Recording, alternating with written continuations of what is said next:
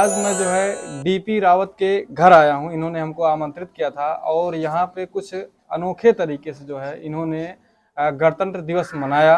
तो इनसे हम कुछ जानेंगे कि आपका क्या अनोखा तरीका है और आप अपने घर पे इस तरीके से कैसे गणतंत्र दिवस मनाएं और उसका कारण क्या है। तो सबसे पहले जी आपका मैं स्वागत करता हूँ।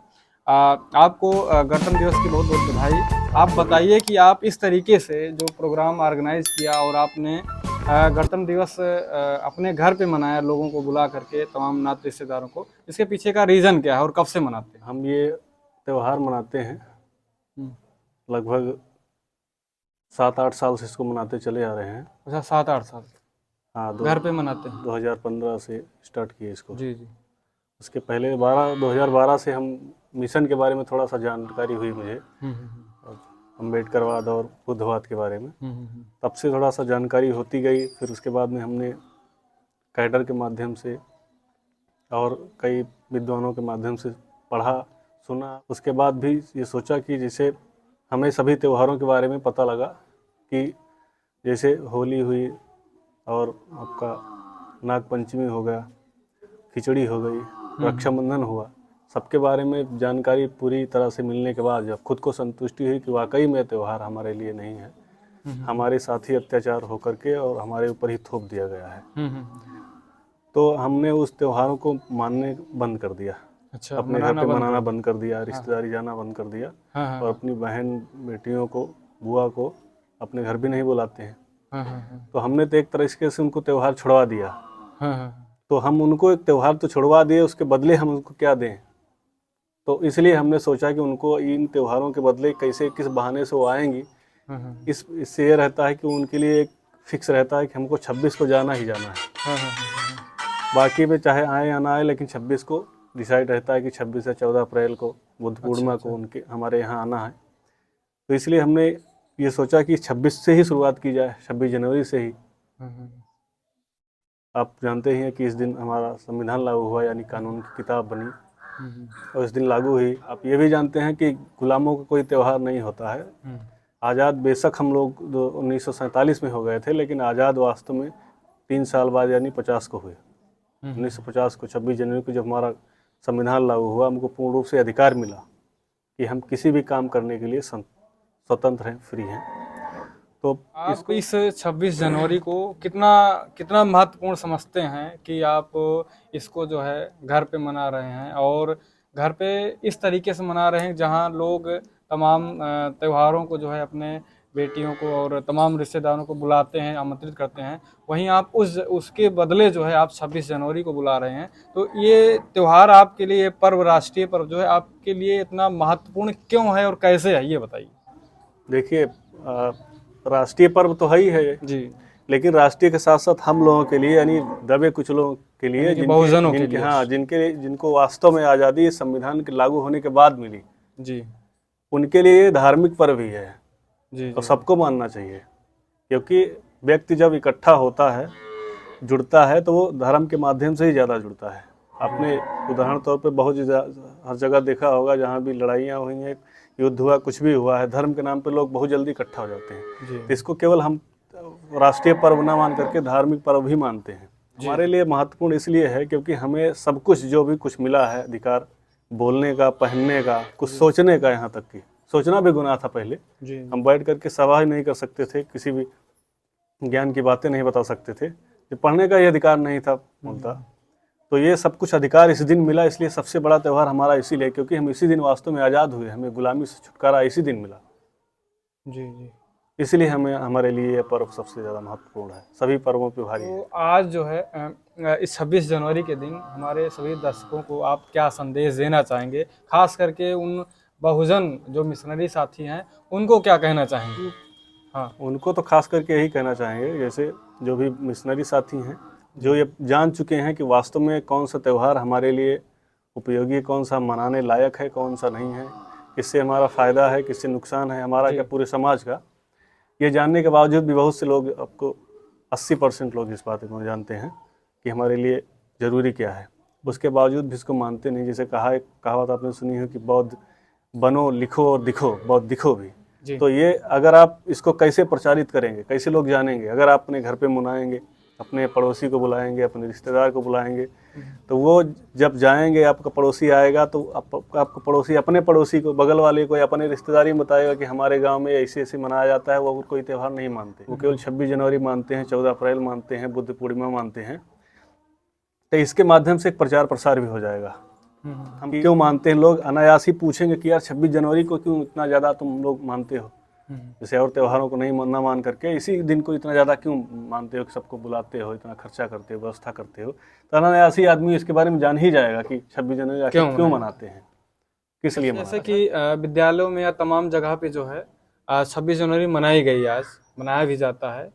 तो भारतीय संविधान लागू हुआ था इसलिए मनाया जाता है, लेकिन भारतीय संविधान के बारे में चर्चा क्यों नहीं लोग करते हैं, और बाबा साहब के बारे में चर्चा क्यों नहीं लोग करते हैं, या यूँ कहें कि बहुत कम लोग करते हैं, इस पे क्या कहेंगे आप? जहाँ तक मेरा मानना है कि लोग क्योंकि संविधान ही एक वो किताब है जो हमें वो सारा अधिकार देती है।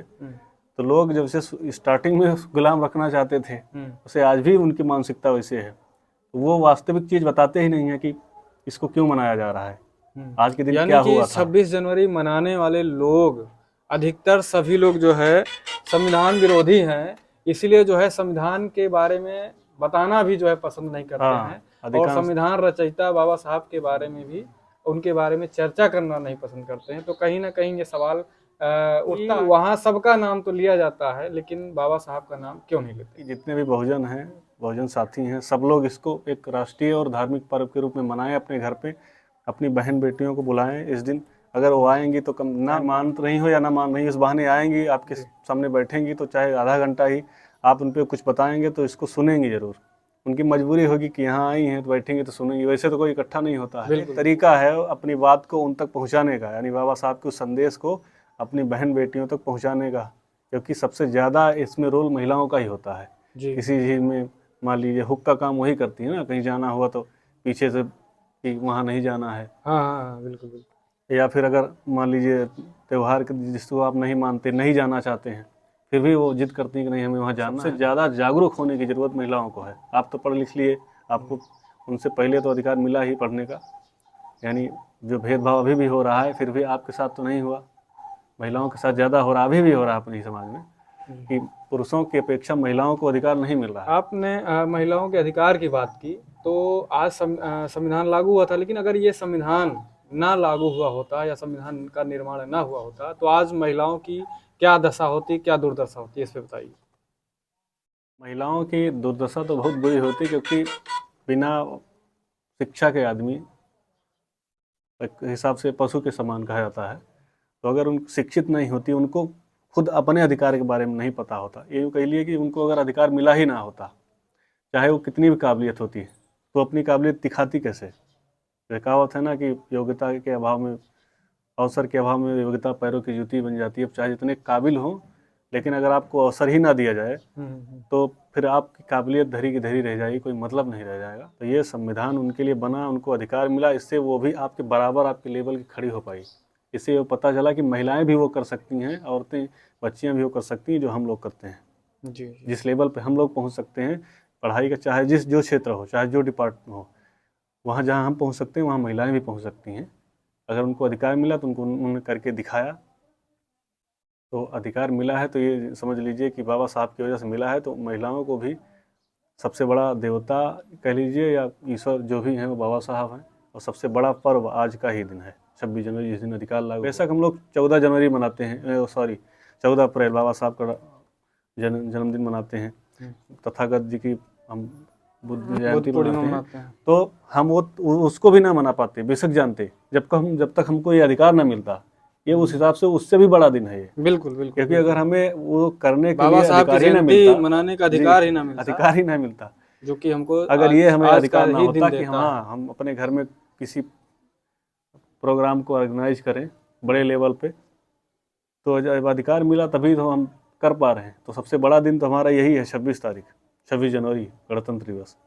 तो आपसे बात करके हमको बहुत अच्छा लगा, और आपने हमको इनवाइट किया इस 26 जनवरी के अवसर पे, और ये रहे जो है डीपी रावत जी, आपको मैं बहुत साधुवाद करता हूँ। तो साथियों, आप ये डीपी रावत जी जो कि कई वर्षों से जो है 26 जनवरी अपने घर पे मनाते हैं, और उनका उद्देश्य है कि हम लोग नाम से नहीं बल्कि काम से भी पहचान बनाएं। और इन्होंने ज़मीनी स्तर पे जो है काम करना शुरू किया, और इन्होंने बताया कि 26 जनवरी जो ये पर्व है, 14 अप्रैल जो बाबा साहब के अनुयायी अम्बेडकर जयंती मनाते हैं, जिसको बहुत बड़ा पर्व मानते हैं, वो उससे भी बड़ा पर्व जो है 26 जनवरी है। क्योंकि अगर आज ये संविधान लागू ना होता तो शायद हमको उठने बैठने आने जाने की कोई भी आज़ादी ना देता, क्योंकि संविधान ही हमको हर एक प्रकार की आज़ादी देता है।